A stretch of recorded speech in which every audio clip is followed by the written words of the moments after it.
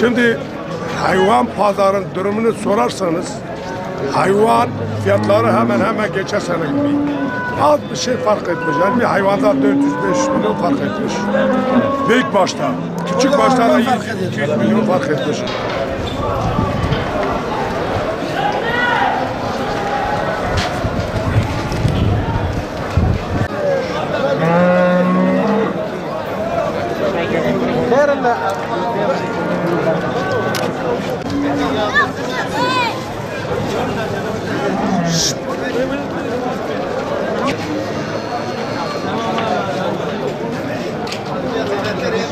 Şimdi büyükbaş tosun 20 milyon. Dışı da zaten Urfa'da kilo yok. Kabala satılıyor, ayakta satılıyor. Ama tosun 20 milyon. Ama ben sana şunu söyleyeyim. Urfa'da bu sene tosun kalmadı. Hepsi vakfa gitti, İstanbul'a gitti. İstanbul'a mesela vakfa gitti. Burada olan mal dışıdır. Dışı mal burada çok. Yalnız şunu söyleyeyim. Arpa kilosu 1 milyon 400. Arpa kilosu 1400. Bir torba feniyem 80 milyon. Bir torba kepek 30 milyon. Şimdi ben size söyleyeyim. Şimdi hayvancılık bitmiştir. Niye bitmiştir? Çünkü yemin altında kalkamıyoruz. %50'si bıraktı hayvancılığı. Bıraktı diye değil. Hayvancılık bizi bıraktı. Hayvan bizi bıraktı. Çünkü yapamıyoruz. Yem bağlı olduğu için bir malı hiç bedava götür içeri koy. Gelecek sene getir sat. O yem parasını çıkaramaz.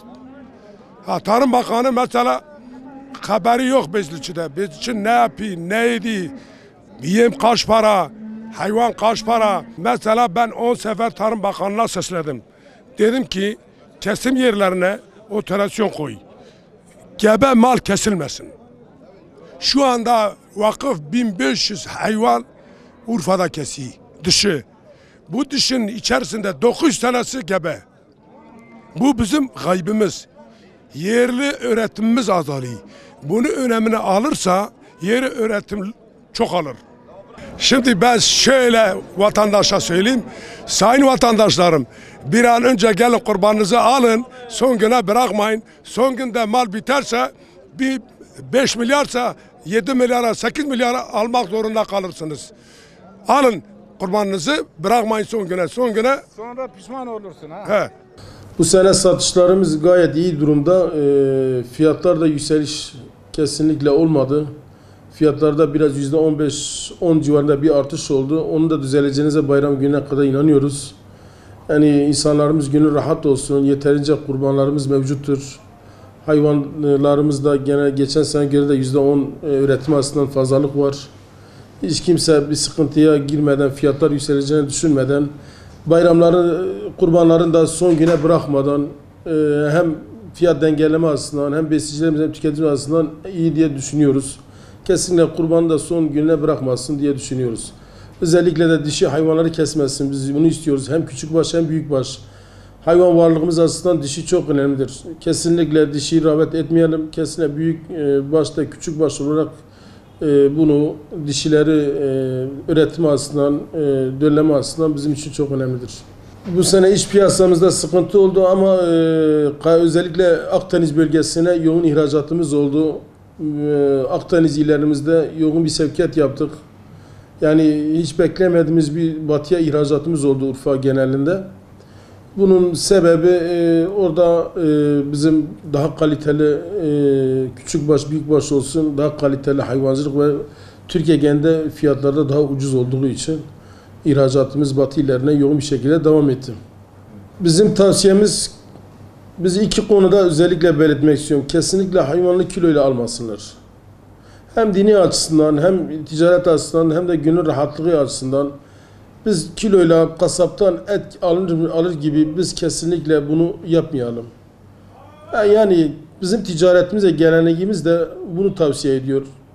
Yani kesinlikle bunu sanki marketten canlı et alır gibi kurban alınmaz. Bunu özellikle bütün kurban kesecek vatandaşlarımıza Türkiye'ye sesleniyoruz. Kesinlikle ve kesinlikle canlı hayvan kiloyla almasın.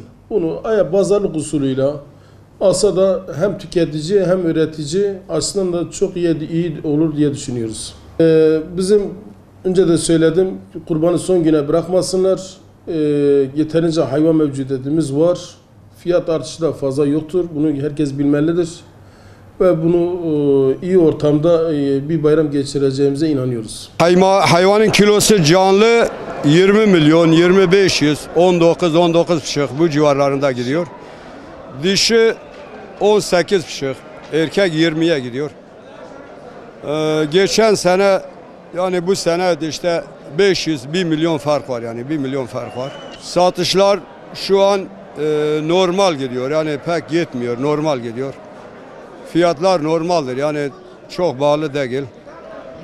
Bu sene hayvanlar dışarı çok gidiyor, bilmiyorum sebebi biz de bilmiyoruz yani. Dışarıda herhal hayvan azdır.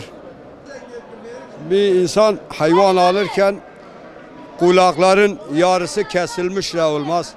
Dişin çoğunu düşmüşse olmaz. Sakatsa olmaz. İşte kulağın yarısı kesikse olmaz. Ayağında sakatlık, topalık olursa işte hayvan etli olacak. Hayvanı böyle seveceğiz. Zayıf oldu mu bunlar inşallah olmaz işte. Allah için kesiyoruz. En iyi kurbanı inşallah keselim. Vallahi son güne pahalı olur, ucuz olur Allah bilir. Yani son gün yani ancak Allah bilir. Eğer mal çoğalırsa sonra ucuz oluyor. Az oldu mu sonra yükseliyor. Bu sene işler düşük. Neden? Bilmiyorum, herhalde millette yüksek mi geliyor fiyatlar, nasılsa bilmiyorum. Millet genelde alımları son günlere bıraktığı için biraz düşük. Ama bu sene mal çok dışarı gittiği için sonda kurban eksikliği de olabilir yani.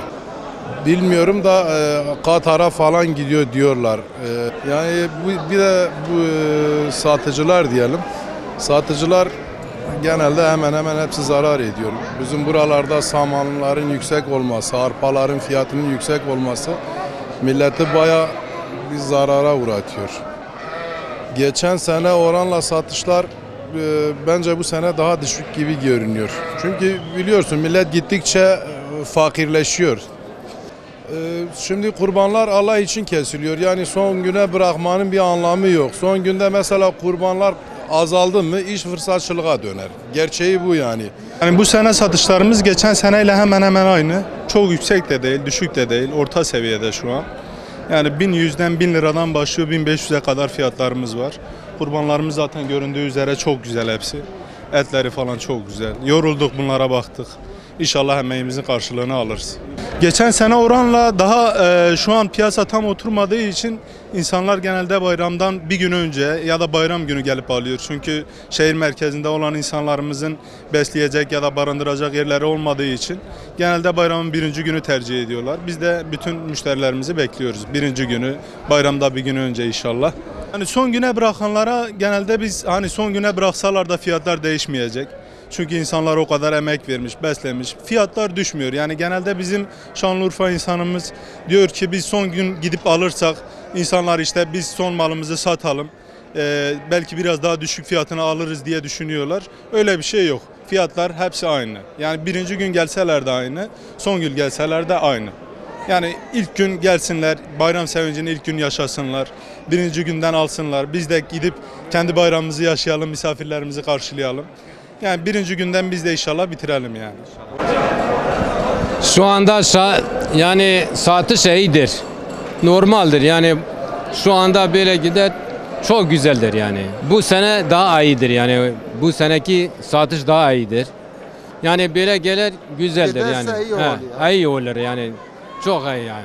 Valla şu anda belli değil. Yani şu anda belki düşük de olur, belki bu arada yani yüksek de olur. Yani belli değil yani ya. 20 milyon. He. Yani toklu ha. Toklu. Dişi koyun da 17,5. 17. Yani şu anda iyidir. Herkes memnundur. Ama yarın o bir gün belli değil yani ne zaman geçse de.